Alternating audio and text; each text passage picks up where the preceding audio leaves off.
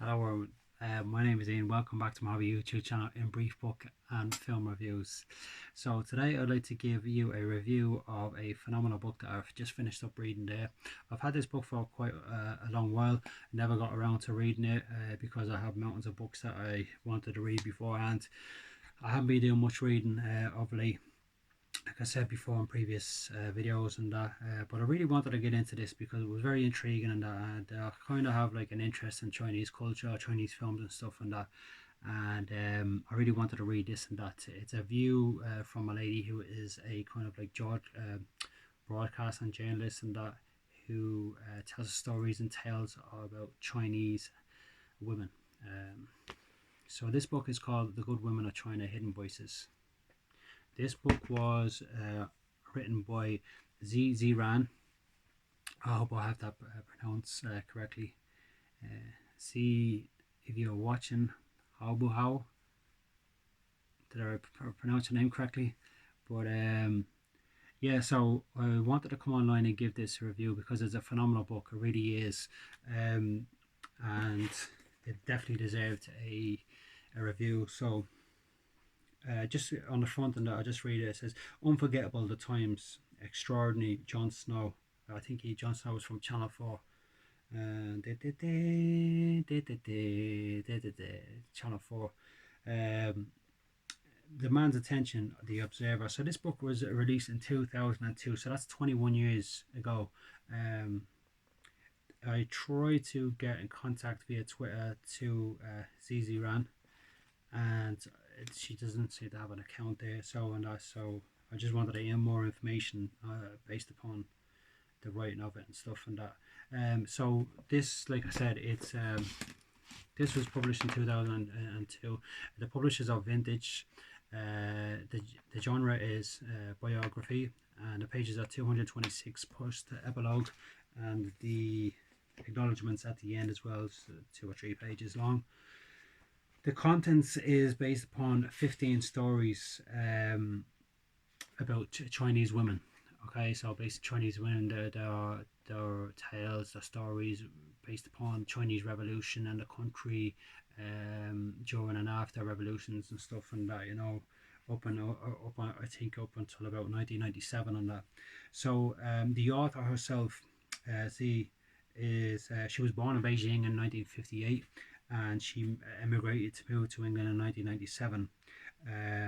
She writes at the end, I think someone wrote at the end as well, that if she had stayed in the country of China and this book came out, she probably would have been in prison or maybe more.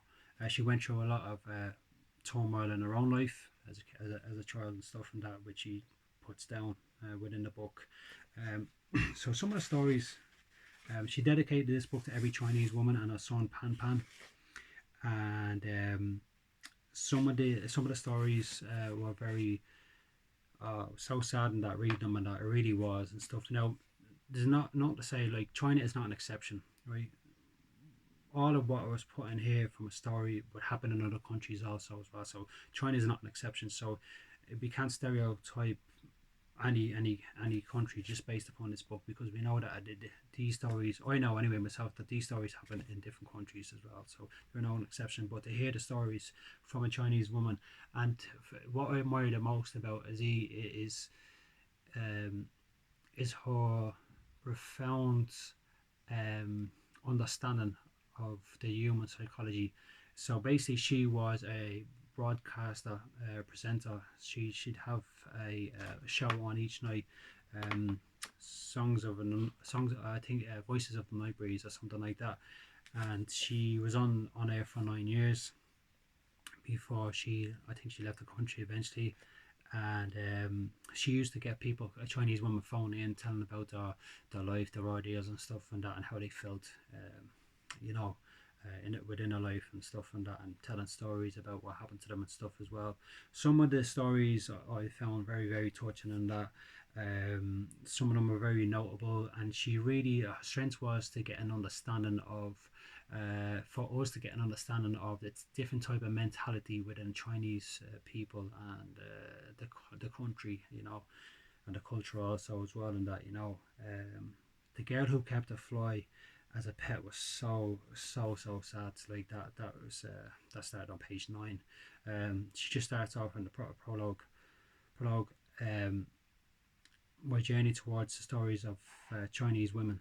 She tells about how she began writing about the Chinese women and stuff and that. And like I said, the girl who kept a fly as a pet was so really sad. You know, like I said, China is not it's not a standout country for these things that be happening to people and that, you know. But it was really sad and stuff.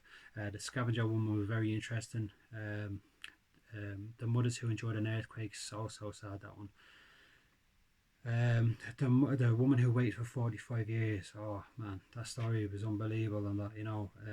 And like, there's 15 of them, and like they're all really heartfelt and sad and stuff and that. And it's one of those books, like, I really had to take my time. It's small print as well. I really had to take my time reading it and digest it and stuff and that, and put it down as well, because it's one of those books you kind of have to put it down and say, "Whoa, that's so heavy," and that, you know. And like I felt like I was tearing up a lot, you know, when I was reading it. I actually was. I quite a couple of times reading it and that, you know. I had to put it down, walk away, and then come back to it like a day later or something, and then pick it up again and stuff and that. So it was a really good book and that, and I'd recommend anyone who hasn't read this to go out and read it.